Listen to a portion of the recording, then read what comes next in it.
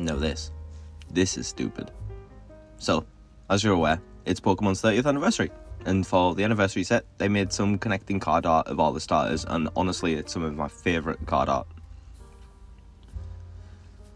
There is something incredibly nostalgic about it for me. And so with that said, I'm making connecting card art. So, let's get some stuff. Now, I know what you're saying. Sama, that's not stupid. You just said connecting card art is already a thing. You told me about the amazing card art. You showed me it. I've seen it myself. What are you talking about? Well, my dear friend, thank you for asking. The stupidity comes in when I want to make connecting card art for all 27 starters. So, my plan is simple and stupid. But we have the sketch, and the idea is to have each of the iconic game consoles, and then the Pokemon jumping out of them. So yeah, I just need to work out the spacing so that the Pokemon is in the centre. But we'll start. I'll timestamp the generation, so there's a specific generation you're interested in. You can go check it out. But yeah, let's get into it. So starting with the console of choice, we're going back to 1989 when the Game Boy was originally released in Japan. Later in the year making its way to North America and finally in Europe in 1990. Pokemon wouldn't grace the console until 1996, in which Red and Green would be released in Japan. Internationally, Red and Blue would be released later that year. And with that, the first three starters, Bulbasaur, Squirtle and Charmander. My personal pick of the generation is going to be Bulbasaur. That's my guy. That's my little buddy.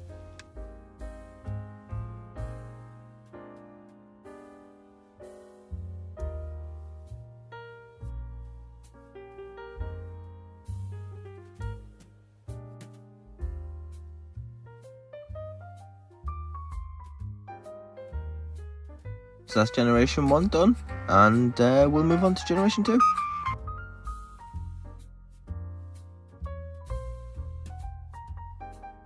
So we're into Generation 2, and we've upgraded console, the Game Boy Color, released in 1998. We were graced globally with Pokemon Gold and Silver in 1999, and then into the 2000s. So the starters this time around include Chikorita, Cyndaquil, and Totodile. I think of the three, Totodile. Totodile's my little guy. Little crocodile cutie. After that, I'm probably looking at Cyndaquil. Probably my favourite fire-type starter across any generation, to be fair. I'll be honest, doing this, I've realised that all the starters are banging. I don't care what anyone says. I enjoy them all. I think initially I do have a gut reaction to dislike them, but ultimately I do like them all. Remember to let me know your favourite starter. Yeah, and we're just about finished, so we'll get wrapped up here and we'll head into Generation 3. So we're moving into 2001 and the release of the Game Boy Advance. I'll admit my personal Gen 3 journey was a Game Boy SP, but I couldn't not do iconic Advance. But it's also time for our starters, and we're looking at some of the top picks across any of them, if you want me to be completely honest. Torchic, Trico, and Mudkip. Some of the best starters. I think arguably the best three starters, if you include all three starters of all the generations. Honestly, on a good day, Mudkip is hands down my favourite starter, but we'll get more into that until Generation 4. You know something? Torchic might actually be my favourite fire-type starter. Oh, I don't know, it's too hard. It's way too hard to pick. It's a similar thing to Mudkip and the Generation 4 starter. But, speaking of Generation 4, let's get into it. So this is my personal favourite generation. It has some of my favourite Pokemon, my favourite starter, a new generation, and we're also looking at a new console, the Nintendo DS. So the DS was released between 2004 and 2005. The model I've gone for in the artwork is the DS Lite, which was a little bit later in 2006. And following that, pure gold. So the starters this time around, Turtwig, Chimchar and Piplup. My favourite starter, again, on any days that it's not Mudkip, is Piplup. There's something about that sassy little penguin that I adore, and I'm never going to stop, and Empoleon is just so cool. Again, all Pokemon in Generation 4, unbelievable.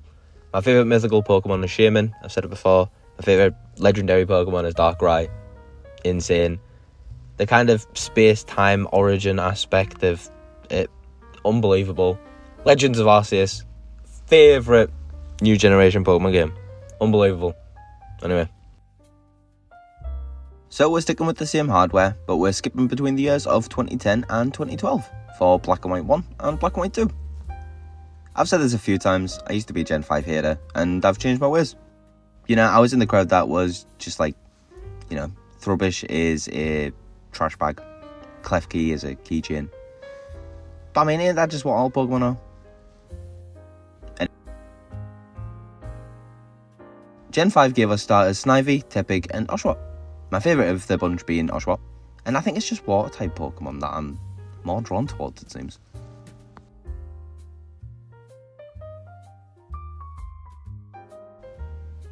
Another generation, and now another jump in hardware, to 3D. Nintendo 3DS was announced in 2010, and began releasing in 2011. This gave the option of 3D games, which honestly sounded a lot better than it was. In reality, it was a headache-inducing nightmare, but nevertheless, we got more Pokemon. The starters this time around from X and Y gave us Chespin, Froakie, and Finnegan. My personal favourite is Chespin, and I think it's because they're all kind of like fantasy classes, and I'm drawn more to like the Bruiser tank type fantasy builds, if that makes sense. I will say though that out of the new Megas, the Mega Delphox is unreal. And also Shiny Greninja, I mean, come on. It's perfect. It's literally perfect. It's a perfect shiny. I will say that out of all of the drawing elements of this, these three were probably the most challenging. But we're just about finished, so we'll move on to Generation 7. The hardware once again has remained the same, but the Pokemon are coming from Sunny Alola, Rowlet, Litten, and Popplio. My favourite being the little round owl himself. I did personally go Masuda method for my shiny, and it was worth it. My little Robin Hoot, and he is perfect. Now, I think at this rate as well, you'll have noticed the kind of pattern I've been doing with all of the Pokemon. You'll notice that they kind of go grass, fire, water, similar to the Pokedex entries, and how they would kind of fit into a binder situation, for example. So that's kind of the format and I've been following whilst I've been doing this, and it's been working well. Now, why am I pointing this out to you now? Well, you're about to see when we move on to Generation 9. Generation 8. So finally onto our final console, but not our final generation.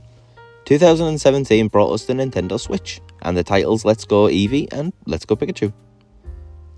It was arguably a stark difference to the normal games that, you know, we were used to seeing. But me personally, I did find it incredibly relaxing. And there was something about finding shinies in the overworld that were just, it hit a part of my brain. And I think they just kind of used that going forward. Now, honestly, Generation 8 brought us some absolutely awesome starters, in my opinion. Scorbunny, Grookey, and Sobble. My personal pick of the bunch was Grookey, and I love that little monkey man. You know, I too am a little monkey that wants to bang on a drum all day.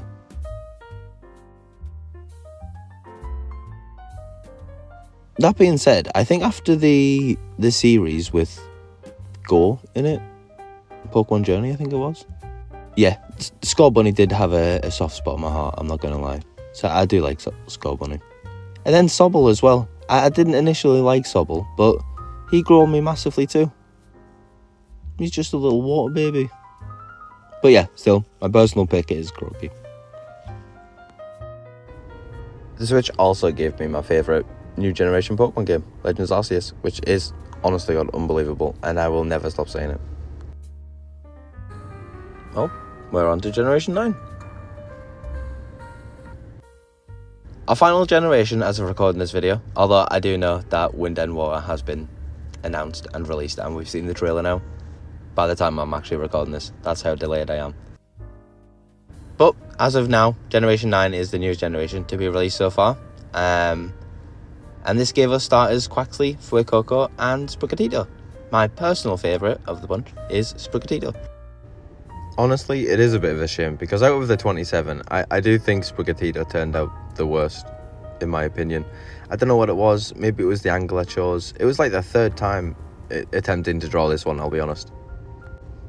Honestly, I know Quaxly gets a lot of hate, but I generally like Quaxly. I don't particularly like any of his evolutions, but Quaxly base form is pretty good.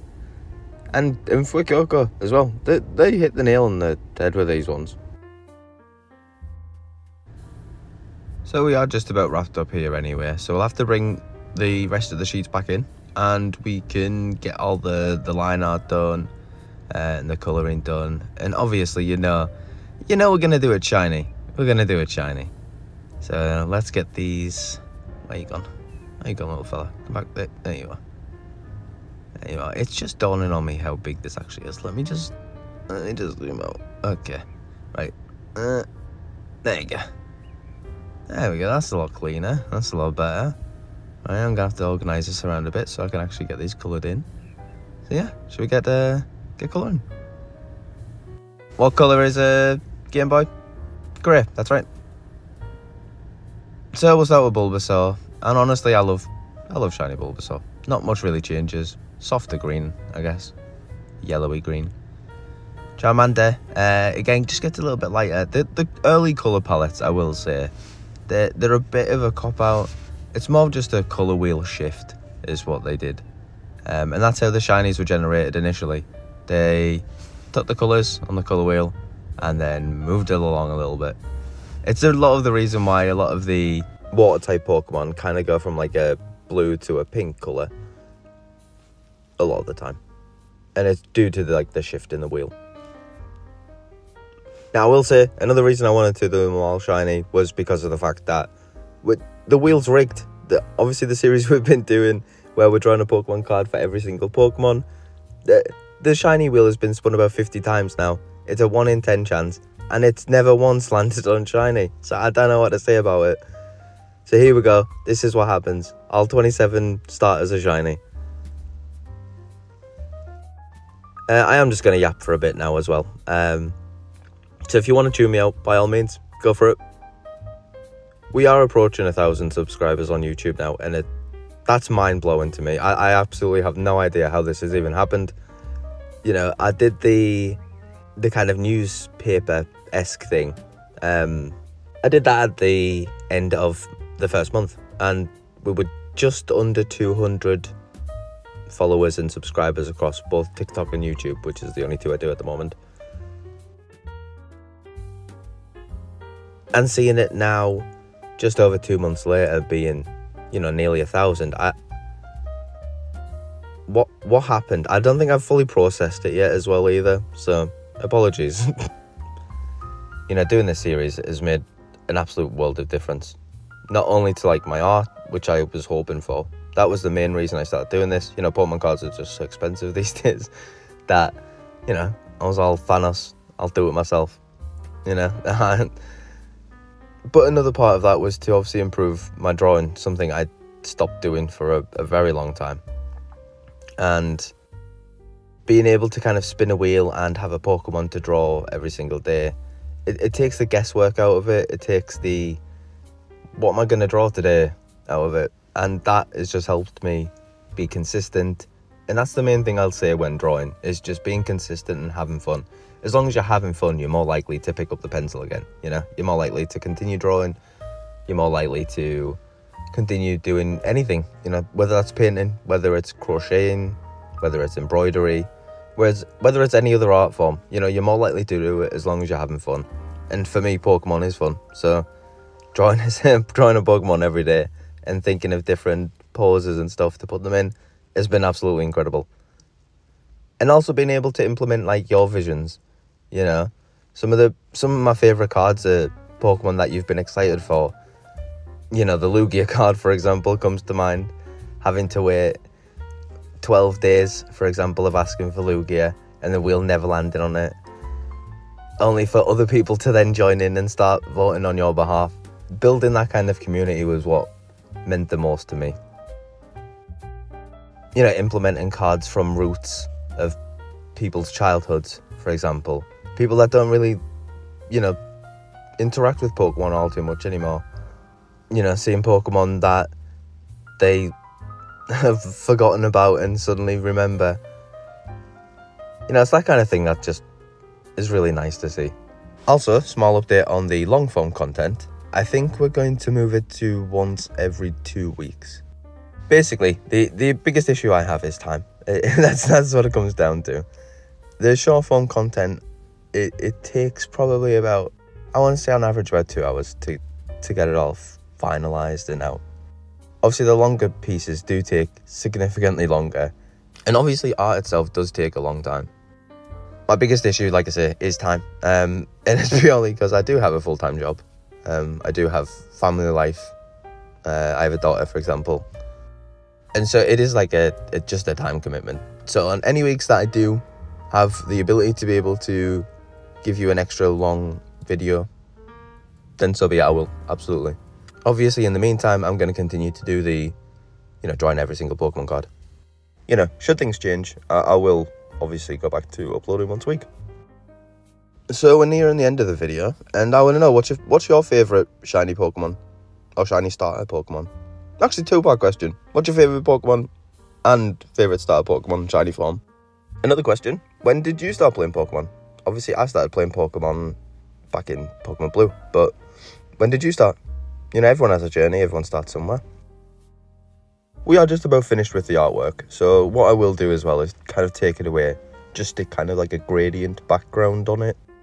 So I just want to tie the pieces together, make sure that it all kind of is one coherent piece before we chop it up and turn them all into cards.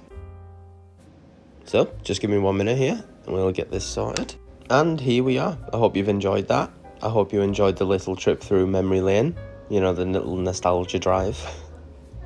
I really enjoyed doing this. It was a bit bigger than I anticipated. I kind of neglected to remember that there are 27 starters, which is nuts at this point.